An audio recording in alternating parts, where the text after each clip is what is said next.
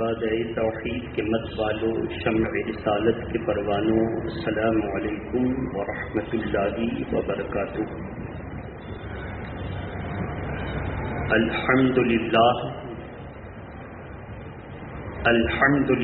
نحمده ونصلی ونسلم علی رسوله الکریم، اما بعد فاعوذ باللہ من الشیطان الرجیم، بسم اللہ الرحمن الرحیم۔ ولا تقولوا لمن يقتل في سبيل الله اموات بل احیاء ولكن لا تشعرون۔ وقال اللہ تبارک وتعالی فی القرآن المجید، وَلَنَبْلُوَنَّكُمُ الَّذِينَ قَالُوا،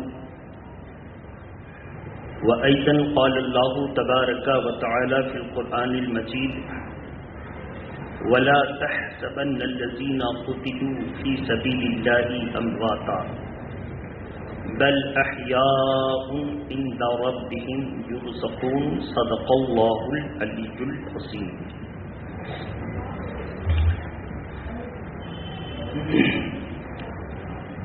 شاہ است حسین بادشاہ است حسین، شاہ است حسین بادشاہ است حسین، دین است حسین دین پناہ است حسین۔ سرداد نداد دست در دست یزید، سرداد نداد دست در دست یزید، حقا کے بنا الہ است حسین۔ عزیزان ملت اسلامیہ، آج ہم اور آپ نئے سال 1443 ہجری کی تیسری تاریخ سے گزر رہے ہیں۔ انشاءاللہ آئندہ جمعہ کو یوم عاشوراء یعنی 10 محرم الحرام شریف کی تاریخی اور اہم تاریخ ہوگی۔ محرم شریف کا جیسے مہینہ آتا ہے تو ہم اہل سنت و جماعت کا عقیدہ یہ ہے کہ ہم جس طرح حضور صلی اللہ تعالی علیہ وسلم کی وفات پر ماتم نہیں کرتے، غم نہیں مناتے، یعنی غم کو تازہ نہیں کرتے، اسی طرح ہم امام حسین قرآن کی نظر میں جب شہید ہیں اور شہید کو قرآن نے سرٹیفکیٹ دیا ہے کہ وہ زندہ ہے، تو جو زندہ ہو اس کا ماتم ہم اہل سنت کیسے منا سکتے ہیں؟ شہادت ہم اہل سنت و جماعت کے لیے سعادت ہے، نیک بختی ہے، اور ایسی نیک بختی ہے کہ سیدنا ابو بکر صدیق نے بھی دعا کی کہ مولا موت آئے تو شہادت کی موت آئے۔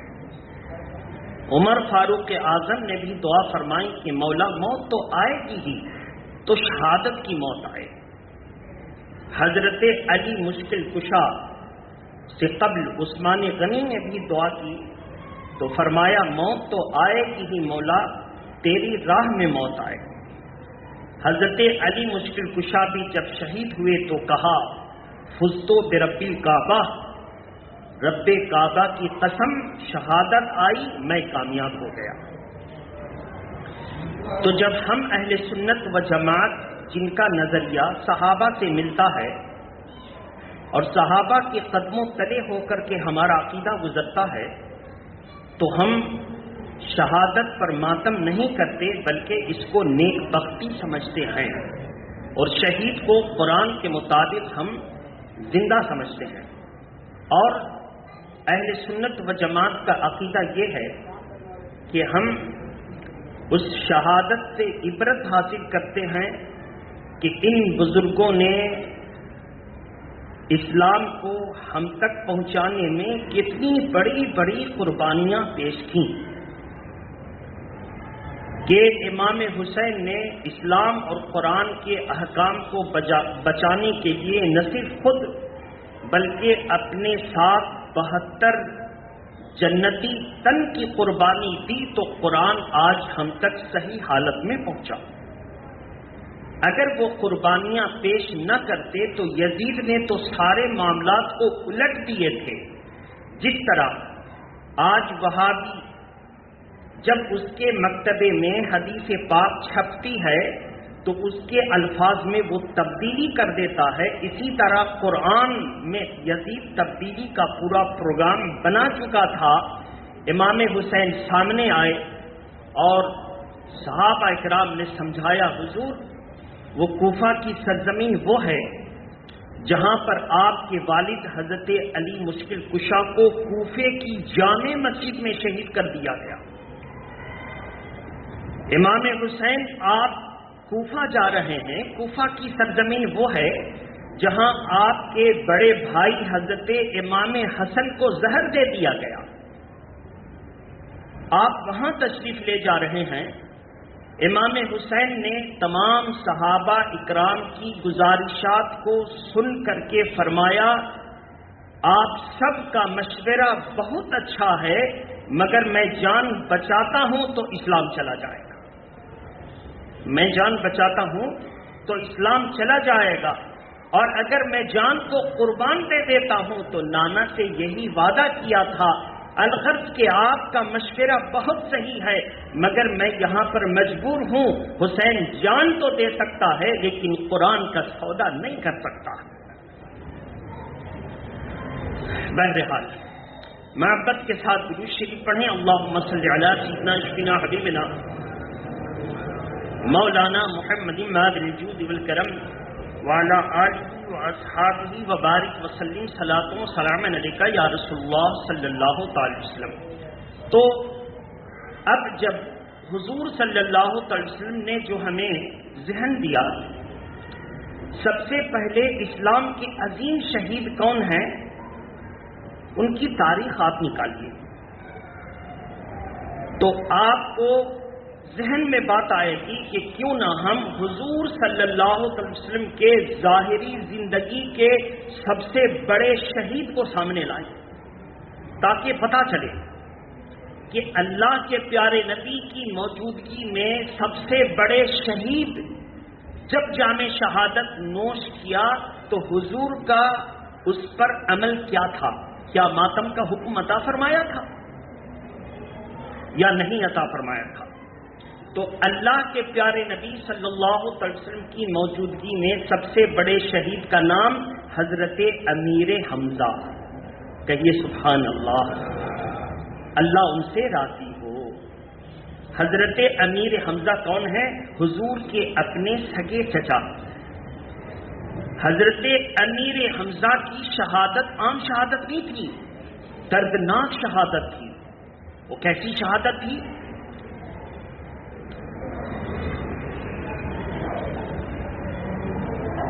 ہندا کا ایک وحشی غلام، نام کیا تھا؟ وحشی۔ کیا نام تھا؟ بعد میں ایمان لے آئے تو ان کو حضرت وحشی کہا جانے لگا۔ اس نے ہندا سے اس بات پر مکاتبت کر لی کہ اگر میں تیرے سب سے بڑے دشمن کو، جس نے تیرے باپ دادا بھائی کو جنگ بدر میں قتل کر دیا، اگر میں اس کو مار دوں تو مجھے آزاد کر دے گی؟ ہندا نے کہا آزاد بھی کر دیں گے اور مال و دولت بھی دیں گے کہ تیرے خاندان کے لیے کافی ہوگا۔ اس کو کہتے ہیں مکاتبت، آزادی کے بدلے میں کوئی خدمت انجام دینا، پیسہ وغیرہ دینا، دولت دینا، اس کے بدلے آزاد ہو جانا۔ اس نے زہر میں خنجر کو بجھایا، پہلے اس کو آگ میں جلایا جاتا، جب وہ تپ کر سرخ ہو جاتا تو زہر میں اس کو ٹھنڈا کر دیا جاتا، اسی کو زہر میں بجھا ہوا خنجر کہتے ہیں۔ اور اس نے اس کو چھپایا اور مسجد میں نماز پڑھنے لگا اور انتظار کرنے لگا کہ امیر حمزہ کب آمنے سامنے آتے ہیں۔ جنگ کا موقع تھا، امیر حمزہ کو دور سے دیکھتا ہے اور نیزے کو بھالے میں لگا کر وہیں سے مارتا۔ اتنا بڑا تیر باز تھا، اتنا بڑا تیر باز تھا کہ امیر حمزہ اسی سے شہید ہو جاتے ہیں۔ آپ کہیں گے تو ایسے تو شہید سب ہوتے ہیں، بڑا معاملہ کیا ہے؟ اب دیکھیے یہاں سے اس نے خبر دیا ہندا کو، ہند بنت عتبہ آئی، اس نے امیر حمزہ رضی اللہ تعالیٰ عنہ حضور کے چچا صحابی رسول کے سینے کو چیرا اور پھیپھڑا کلیجی نکالا، کان ناک منہ کاٹے اور چبایا اور کلیجی پھیپھڑا کو چبایا، کہا میں نے اس کا کلیجہ چبایا، میرا کلیجہ ٹھنڈا ہو گیا۔ اتنی بڑی ظالمہ تھی۔ اللہ کے پیارے نبی صلی اللہ علیہ وسلم نے جنگ کے خاتمے پر جب ان کے ناش مبارک کو اس حیت میں دیکھا تو اللہ کے پیارے نبی صلی اللہ علیہ وسلم کی آنکھوں سے آنسو جاری ہو گئے، اور اس کے بعد ان کا وہیں سے لقب پڑا سید الشہداء، تمام شہیدوں کے سردار۔ کہیے سبحان اللہ۔ امیر حمزہ کا لقب کیا پڑا؟ تمام شہیدوں کے سردار۔ ہمارے پیارے امام حسین کو کیا کہا جاتا ہے؟ شہید اعظم کیا کہا جاتا ہے؟ اور امیر حمزہ کو کیا کہا جاتا ہے؟ سید الشہداء۔ اس کو ذہن میں رکھیں گے، دونوں میں مرتبہ جو حضور نے دیا تھا وہ ہم لوگ اس کو یاد کرتے رہیں تاکہ حضور کے جملے تازہ ہوتے رہیں۔ سید الشہداء، یہاں تک کہ حضرت امیر حمزہ کی ہمشیرہ جب دیکھنے کی خواہش کرتی ہیں ان کے گھر والے، تو اللہ کے پیارے نبی نے صحابہ کو کہا انہیں مت دکھانا، وہ تاب نہ لا سکیں گی۔ اس حیت میں جب اپنے بھائی کی ناش کو دیکھیں گی تو تاب نہ لا سکیں گی، پھوپھی جان کو مت دکھانا۔ وہ کہتی ہیں کہ مجھے دکھاؤ،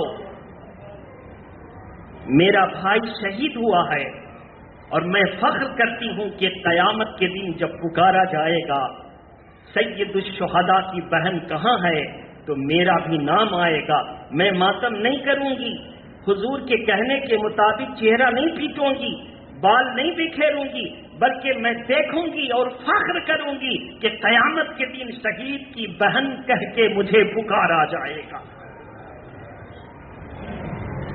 میرے محترم بزرگ اور دوستو، یہ اور بات ہے کہ ہند بنت عتبہ بعد میں ایمان لے آتی ہیں، اس کے باوجود بھی وحشی بھی ایمان لے آتے ہیں۔ اللہ کے پیارے نبی نے فرمایا ایمان لے آئی ہو لیکن میرے سامنے نہ آنا، جب تم کو ہم دیکھیں گے تو میرے چچا یاد آ جائیں گے، میرے سامنے نہ آنا۔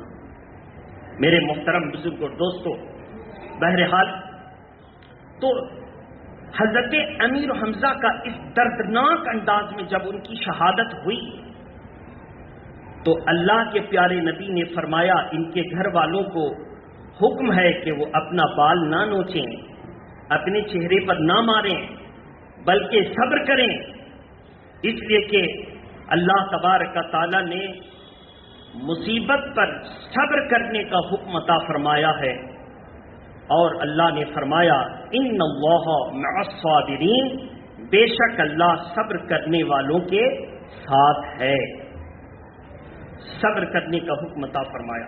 تو ہم نے جب تاریخ نکالی تو حضور صلی اللہ علیہ وسلم کے ظاہری نبوت کے زمانے میں ہم نے ایک عظیم شہید کو دیکھا، اور اللہ کے پیارے نبی نے وہاں پہ نہ سر پیٹنے کا حکم دیا، نہ ماتم کرنے کا حکم دیا، نہ چیخنے کا حکم دیا، نہ چلانے کا حکم دیا۔ اب اس روایت کو سامنے رکھ کر ایک دوسری روایت، سیدہ فاطمہ زہرا رضی اللہ تعالی عنہ کا دور ہے، اللہ کے پیارے نبی صلی اللہ علیہ وسلم کا وصال ہو گیا، وصال ہو گیا۔ تو اب ذرا سوچئے کہ حضور کے وصال سے زیادہ پرملال دن کوئی ہو سکتا ہے؟ حضور سے بھی بڑی عظمت کی کوئی شخصیت ہو سکتی ہے؟ لیکن حضرت فاطمہ نے صبر و ضبط سے کام لے کے کہا کہ میرے ابا کا حکم ہے، اگر حکم نہ ہوتا تو وہ میں اس انداز میں روتی کہ پوری دنیا میں تاریخ بن جاتی، لیکن شریعت کے حکم پر ہم اپنے ابا کے حکم کو مانتے ہیں۔ ہاں، ایک شعر کہا تھا، شعر کا مفہوم کچھ اس طرح تھا، صبت علی الایام لیالیہ، ترجمہ اس کا اس طرح تھا کہ مجھ پر ایسی مصیبت آئی ہے، ابا کی وصال کے بعد سرکار دو عالم نور مجسم صلی اللہ علیہ وسلم کی رخصت پر مجھ پر ایسی مصیبت آئی ہے، اگر یہ مصیبت دن پر ڈال دی جاتی تو دن رات میں تبدیل ہو جاتا ہے۔ یہ بڑا دردناک شعر ہے، ایسی مصیبت کہ اگر دن پر ڈال دیا جائے تو دن رات میں تبدیل ہو جاتا، یہ جملہ کہا، لیکن صبر و ضبط سے کام لیا۔ میرے محترم بزرگ اور دوستو، اب ہم نے پھر دوسری کتاب پڑھی۔ اصل میں رات میں کسی میرے نوجوان نے مجھ کو ایک کلپ دیا، پیٹرن میرا کچھ اور تھا، آج جمعہ کی تقریر کے لیے تیاری کچھ اور تھی، مگر ہم نے رات میں اپنا موضوع بدل دیا۔ پھر ہم نے دوسری کتاب کا مطالعہ کیا تو بڑے بڑے بزرگان دین سے یہ نسبت دکھائی جا رہی ہے۔ مثلا امام حسین کا تعزیہ گزر رہا ہے اور تعزیہ دیکھتے ہی نکل کر کھڑے ہو گئے اور اس وقت تک کھڑے رہے جب تک تعزیہ نہیں گزرا۔ سبحان اللہ مت کہیے گا، یہ واقعہ غلط ہے، یہ واقعہ۔ اب ہندوستان کے بڑے عالم کی خانقاہ کی طرف چلتے ہیں، شاہ عبد الرحیم، شاہ عبد العزیز، ان سے پرانی خانقاہ ملنی بہت مشکل ہے۔ انہی کی نسل میں وہابیوں نے جنم لیا۔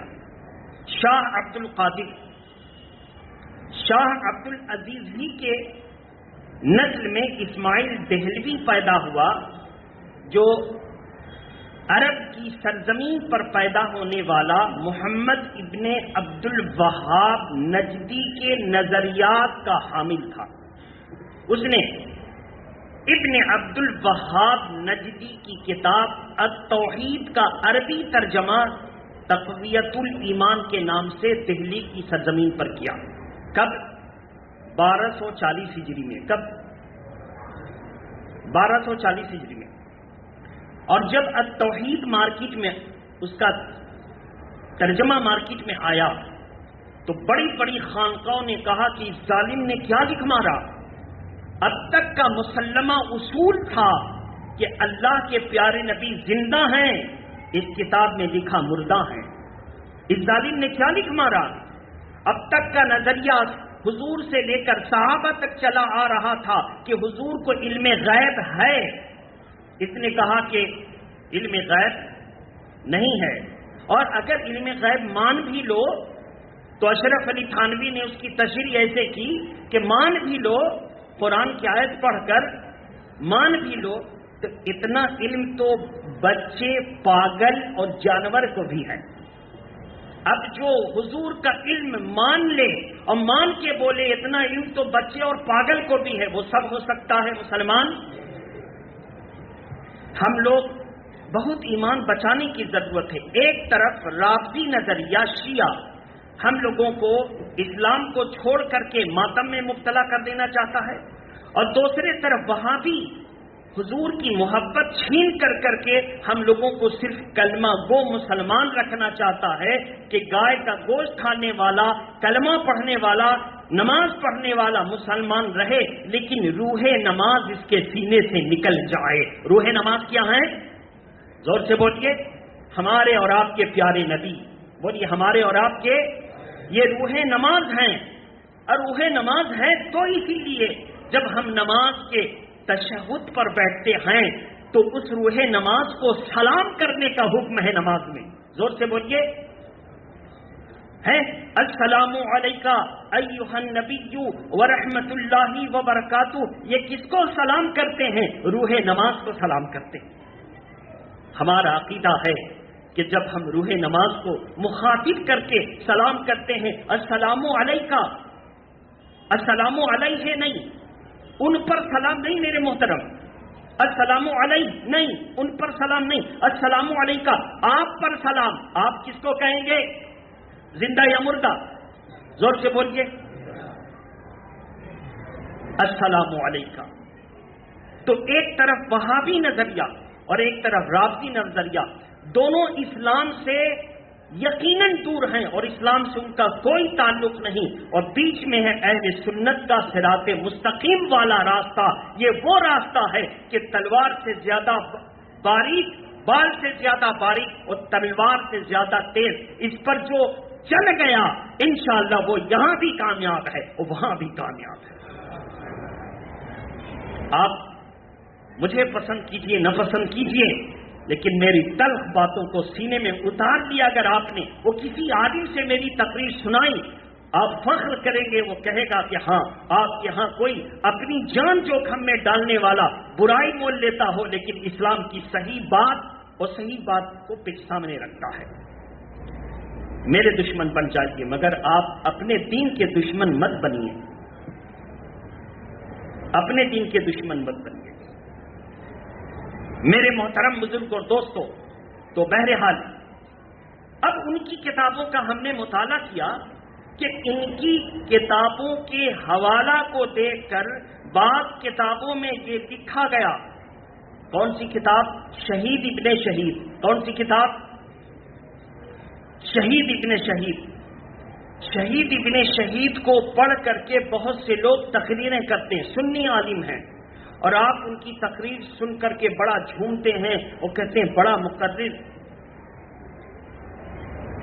یاد رکھیے، یہ کتاب شیعہ کی لکھی ہوئی ہے۔ کس کی لکھی ہوئی ہے؟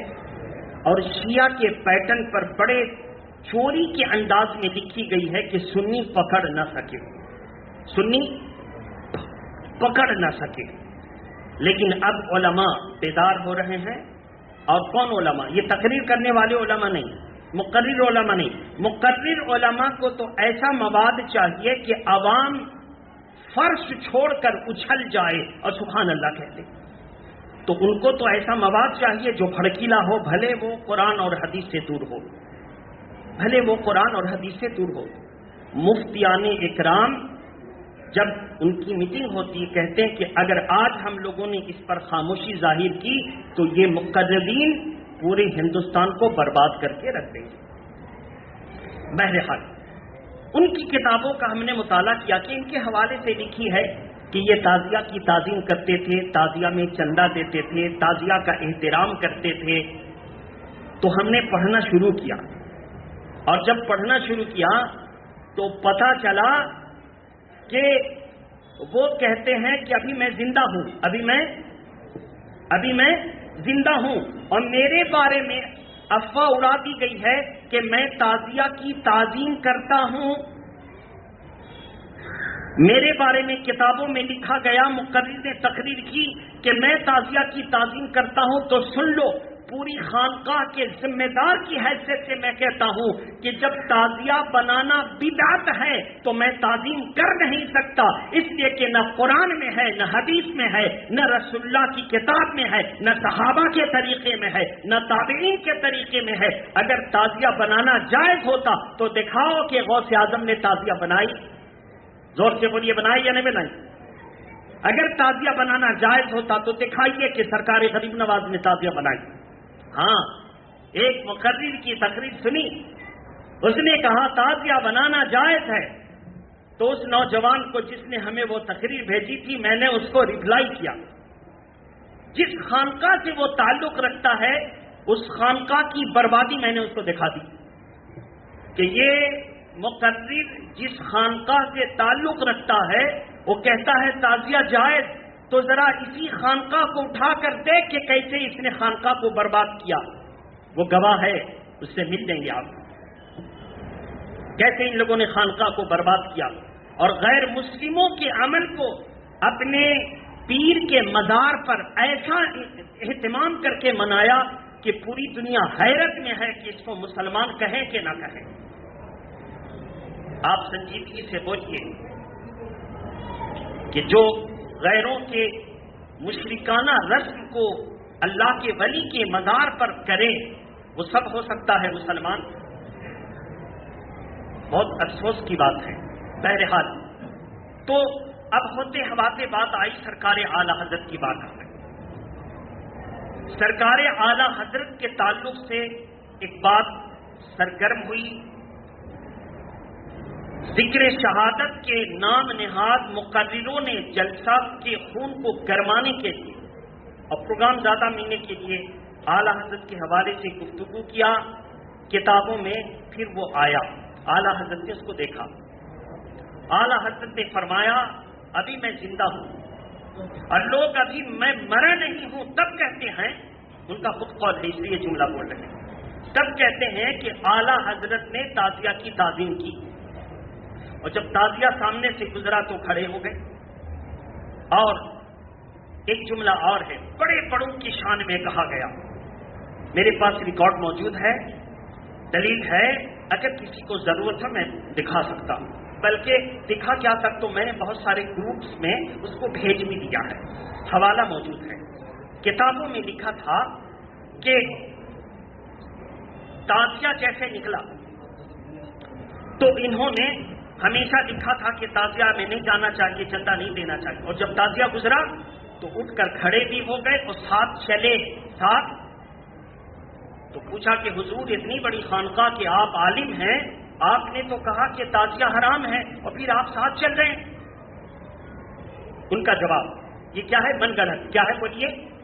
ان کا جواب یہ من گھڑت جواب ہی ہے۔ ان کا جواب کہ میں نے دیکھا کہ تعزیہ کے ساتھ حضور چل رہے ہیں، کہیے نعوذ باللہ من ذالک۔ میں نے دیکھا کہ تعزیہ کے ساتھ سیدہ فاطمہ چل رہی ہیں، میں نے دیکھا کہ تعزیہ کے ساتھ علی چل رہے ہیں، اور میں نے دیکھا کہ تعزیہ کے ساتھ صحابہ چل رہے ہیں، تو میں کیوں نہ چلتا؟ میں کیوں نہ چلتا؟ کیونکہ جب اولیاء کرام چل رہے ہیں تو پھر میں چل لیتا ہوں۔ اب سوچئے، اب یہاں پر پھر اولیاء کرام کی بات، اعلیٰ حضرت کہتے ہیں یہیں پہ غلط ہونا ثابت کہ ایک طرف تعزیہ کو ناجائز بھی کہا، پھر کہتے ہیں میں نے دیکھا چلتے تو کیوں نہ چلتا۔ ارے جب حضور چلے تو اب ناجائز کہاں رہا؟ تو خود ناجائز بھی کہتا ہے، پھر کہتا حضور چلے، تو اس طرح دو رخی بات نہیں ہو سکتی ہے۔ یہ من گڑھت واقعہ ہے۔ جب ان کی کتاب کو دیکھا گیا، انہوں نے کہا میری نسبت سے کوئی ایسی بات گڑھے تو میں یہاں بھی معاف نہیں کروں گا اور قیامت کے دن بھی معاف نہیں کروں گا۔ یہ من گڑھت واقعہ۔ لہٰذا آپ سنتے ہوں گے کہ بہت سارے بزرگان دین نے ایسے تعظیم کی، ویسے تعظیم کی، یہ غلط۔ بتائیے کہ کس قانون سے ثابت ہے کہ تعزیہ کے اندر 2 مزار مصنوعی بنایا جائے؟ بتائیے شریعت کے کس قانون سے ثابت ہے کہ مصنوعی مزار پر چادر چڑھائی جائے؟ بتائیے کہ شریعت کے کس قانون سے ثابت ہے کہ اس کو دودھ سے دھلا جائے؟ بتائیے کہ شریعت کے کس قانون سے ثابت ہے کہ غلط جگہ پر جا کر فاتحہ کرائی جائے اور یہ نیت رکھی جائے کہ امام حسین خوش ہو جائیں گے؟ کیا امام حسین کا جب تعزیہ اٹھاتے ہیں تو ایسا لگتا سارے گھر کے چولہے بند ہو گئے، اور جب تعزیہ اٹھ کر کے کربلا جاتا ہے تو شام کے وقت چولہا جلتا۔ اور یہ شام کے وقت جس طرح کسی کے گھر میں موت واقع ہو جاتی ہے تو چولہا نہیں جلتا۔ جنازہ چلے جانے کے بعد جب کچھ سکون آتا ہے، لوگوں کو اضطراب ختم ہوتا ہے، تو بھی چولہا جلتا ہے۔ تو بتایا جائے جب اس کو آپ ماتم کی شکل دے رہے ہیں تو ایک طرف غم، دوسری طرف ڈھول تاشا۔ اب یہ سمجھ لیجیے کہ ڈھول تاشا، کوئی اپنے باپ کے جنازے کو آج تک ڈھول تاشا سے اٹھانے کی ہمت کر سکا؟ زور سے بولیے۔ کوئی اپنی والدہ سے بڑی محبت کرتا ہے، ڈھول تاشا کے ساتھ جنازہ؟ آپ ڈھول تاشا کے ساتھ مردہ اٹھاتے کہاں دیکھیں گے؟ غیر مسلموں میں۔ زور سے بولیے، دیکھیں گے کہ نہیں دیکھیں گے؟ ارے زور سے بولیے، غیر مسلموں میں دیکھیں گے کہ نہیں دیکھیں گے؟ ہاں، اہل سنت کا مزاج سمجھیے، اپنے من میں ڈوب کر پاجا سراغ زندگی میرا نہیں بنتا نہ بن، اپنا تو بن۔ اہل سنت کا مزاج دیکھیے، اہل سنت کا مزاج ہے کہ تعزیہ جو مختلف شکل کے بنائے جاتے ہیں، ان کا مختلف شکل دینا، ان میں چندہ دینا، ان میں وقت برباد کرنا، یہ سب ناجائز و حرام ہے۔ اگر اہل محبت جس طرح کعبہ معظمہ کا نقشہ جس طرح مدینہ شریف کا تغرا، جس طرح غوث اعظم کے گنبد کا نقشہ، بیت المقدس کا نقشہ اپنے گھروں میں تغرا میں سجا کے رکھتے ہیں اور اس پر پھول نہیں چڑھاتے، ہندوؤں کی طرح پھول نہیں چڑھاتے، بس رکھتے ہیں یادگار کے لیے، ادب کے لیے کہ یہ ہماری وراثت ہے یہ ہے۔ اسی طرح امام حسین کے روضے کا صحیح نقشہ بنا کر اگر چوراہے پر رکھ دیا جائے تو اتنا جائز ہے، ضروری نہیں، زور سے بولیے، ضروری نہیں، صرف جائز ہے۔ تو اگر کوئی اہل ہمت امام حسین کا، ابھی تو نیٹ کا زمانہ ہے، آرٹسٹ کو دیکھیے گا جیسا نقشہ بولیے گا بنا دے گا، تو اگر کوئی اہل ہمت امام حسین کے روضے کا صحیح نقشہ بنا کر چوراہے پر رکھ دے، اس پر نہ فاتحہ ہو، نہ اس کے گرد پھیرا لگایا جائے، نہ اس کے سامنے منت مانی جائے تو اتنا جائز ہے۔ لیکن چوراہے پر رکھ دیا اور منت مانی گئی تو جس نے رکھا، جس نے چندہ دیا، غلط جگہ میں منت ماننے کا گناہ سب کو ہوگا کہ نہیں ہوگا؟ جس نے یہ راستہ کھولا، غلطی کی سزا سب کو ملے گی۔ یہی وجہ ہے امام حسین اتنا پاورفل، لیکن آج لوگ تڑپ رہے ہیں، مسل رہے ہیں، پیچھے جا رہے ہیں، قتل کیے جا رہے ہیں، لوگ حسین کی دہائی دے رہے ہیں لیکن حسین کی مدد نہیں آ رہی ہے۔ زور سے بولیے، مسلمان مارا گیا، پکارا تو آئی مدد۔ اگر آج امام حسین سے سچی محبت ہوتی، کیسی محبت؟ ہم امام حسین کے ماننے والے، امام حسین کی شہادت ہمارے لیے سعادت ہے، اور دعا ہے کہ مولا ہم کو اور ہر صحیح العقیدہ مسلمان کو موت تو آئے گی، بت پر در پر پیر رگڑ کے مرنے سے بہتر ہے شہادت کی موت آئے۔ امام حسین آخری دن ہے، تاریخ تو معلوم ہے نا آپ کو، سب لوگ تلوار میں تلوار لڑا کر کے تلوار کی چمک دکھا رہے ہیں، امام حسین قرآن کی تلاوت کر رہے ہیں۔ زور سے کہیے سبحان اللہ۔ لوگوں نے کہا کہ جنگ کے لیے تیار ہو جائیے، کہا نہیں، یہ ہے شب عاشورہ، 9 کا دن گزار کے کیا ہے وہ یہ دوست سے شب عاشورہ کی بڑی فضیلت ہے۔ وہ ظالموں، آج مجھے عبادت کر لینے دو، آج مجھے اپنے رب کو منا لینے دو، آج اپنے نبی کی سنت، نماز اور قرآن کے ساتھ تازہ کر لینے دو، کل صبح ہوگی جو سمجھ میں آئے، من میں آئے کر لینا۔ امام حسین عاشورہ کی شب کو رات بھر عبادت کرتے رہے۔ تاریخ ہے نا، واقعی اگر ہم حسینی ہیں تو ہم اس عبادت کے ایام کو چھوڑ کر کے شرابیوں اور کبابیوں کے ساتھ جا کے گناہ کریں گے؟ اگر ایسا ہے تو بتائیے، حسینی ہیں آپ یا یزیدی؟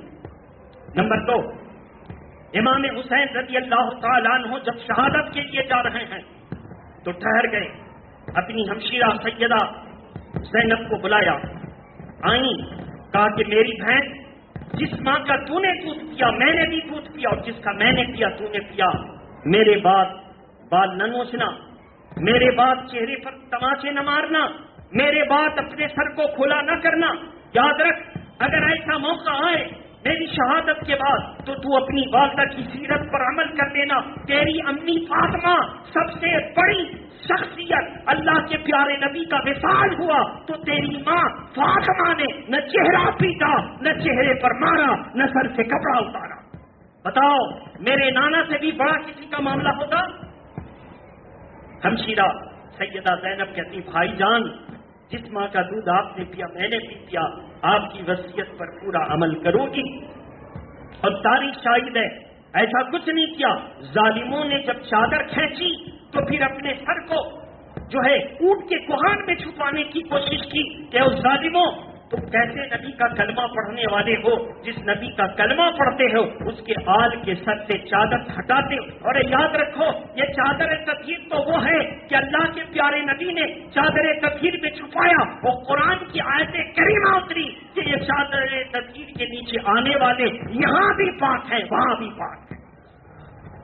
تو میرے محترم بزرگوں دوستوں، بہرحال ہم اہل سنت و جماعت کا طریقہ یہی ہے کہ ہم روزہ رکھیں گے، اللہ کے پیارے نبی صلی اللہ علیہ وسلم نے فرما دیا کہ ہم حضرت موسیٰ سے زیادہ قریب ہیں اے یہودیوں تمہارے اس بات سے، لہذا ہم 10 کا بھی روزہ رکھیں گے اور ایک روزہ ملا لیں گے، یا 9 یا 11، زور سے بولیے 9 یا 11، ایک روزہ ملا لیں گے۔ کیوں؟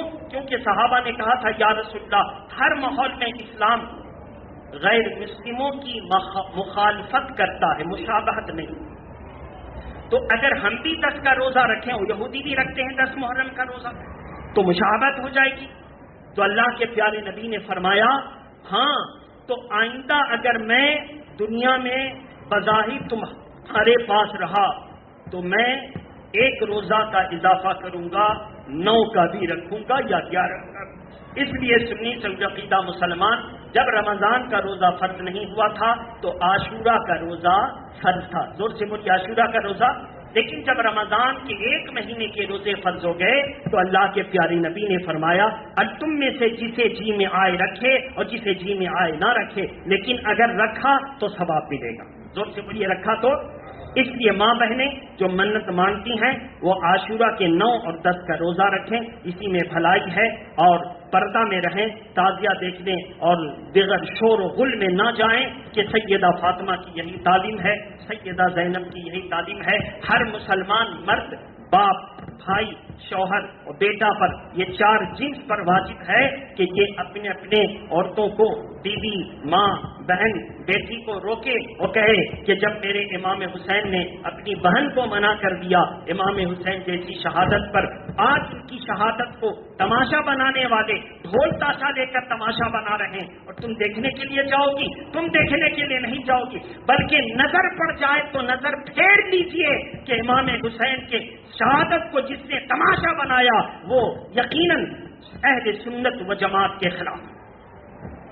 اس دن کو ہمیں عبادت میں گزارنا چاہیے، اس کی قدر کرنی چاہیے، اور بڑے بڑے بزرگان دین نے فرمایا کہ عاشورہ کے دن یعنی 10ویں محرم کو جو اپنے اہل خانہ پر وسعت کرے کھانے اور پینے میں اور غریبوں کو کھلائے، مسکینوں کو کھلائے، اللہ تعالیٰ سال بھر تک اس کی روزی میں برکت عطا فرمائے گا۔ تو میرے محترم یہ اہل سنت و جماعت کے طریقے تھے جو میں نے آپ کے سامنے بہت مشکل سے مطالعہ کرنے کے بعد رکھا ہے۔ اللہ تعالیٰ ہم سبوں کو ہدایت کے راستے پر چلنے کی توفیق عطا فرمائے۔ وآخر دعوانا ان الحمد للہ رب العالمین۔ السلام علیکم ورحمۃ اللہ وبرکاتہ۔